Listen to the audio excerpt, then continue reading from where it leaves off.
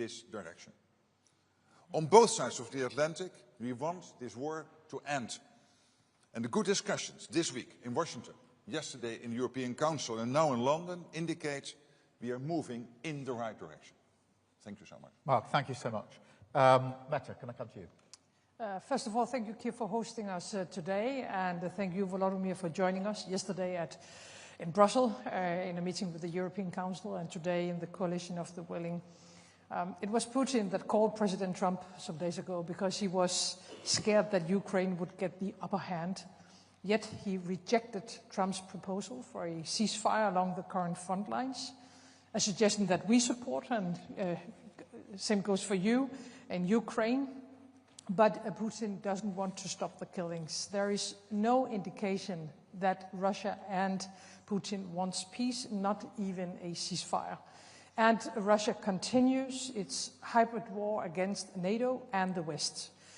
Today, the coalition of the willing, we have agreed to increase the pressure on Russia, agreed that we must find long-term financing of Ukraine's ability to keep fighting, boost Ukraine's defense industry with European financing, finance much-needed US weapons, and to put more pressure on Putin's weak economy with new sanctions. I think this week we have taken significant steps with EU's new sanctions package, targeting Russian energy sector, the shadow fleet, and much more. United States have now sanctioned, as we already have heard, Russia's two largest oil companies. And already last week, the UK, announced sanctions targeting those companies as well. I think Putin's strategy has been to wait for us to stop, at some point to give up. But of course, this will never happen.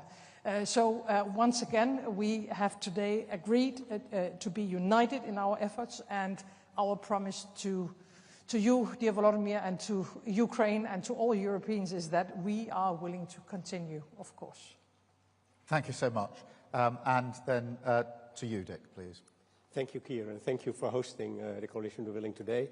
And Volodymyr, thank you for being here as yesterday in the European Council. And both meetings had the same purpose, peace. And in doing so, and making sure that that will happen, we need to keep Ukraine in the fight, as everyone more or less stated today in different words.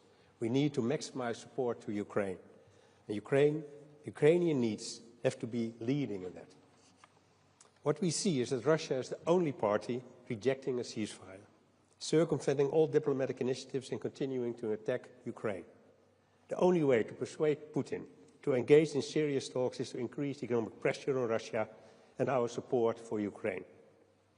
This week, important measures were taken in the EU and the US, and coordination for further steps we could take is necessary. First of all, on sanctions. It would be good if the EU were to copy the US-UK sanctions against Lukoil and Rosneft. We must also do more to dismantle the shadow fleet systems, and the Netherlands will take its part when it comes to the North Sea. This could hit Putin hard financially, as this undermines his revenues on global oil markets. Second is support. It's crucial that all countries contribute. Only then can we maintain a high level of support and keep Ukraine afloat militarily and economically. We must increase military support bilaterally as well as by ordering armed packages from the US, and a couple of the speakers already mentioned the Pearl package. And we must make sure we step up our energy assistance to help Ukraine and the Ukrainians through the winter. We are very concerned with Russia's ongoing attacks on Ukraine's energy infrastructure before the start of the winter, especially on its domestic gas production. Costs for recovery are high and the need for gas imports have increased. The Netherlands, therefore, will increase financial and material support on energy, and we urge all our partners to consider increasing their contributions as well. We can put more pressure on Putin to end this war if we work even more closely together and widen our impact on Russia. And at the same time, this is the way to create the best possible conditions under which Ukraine is able to negotiate. Thank you. Thank you so much, Dick. Thank you, colleagues. We're now going to attempt a Q&A, a five-way Q&A.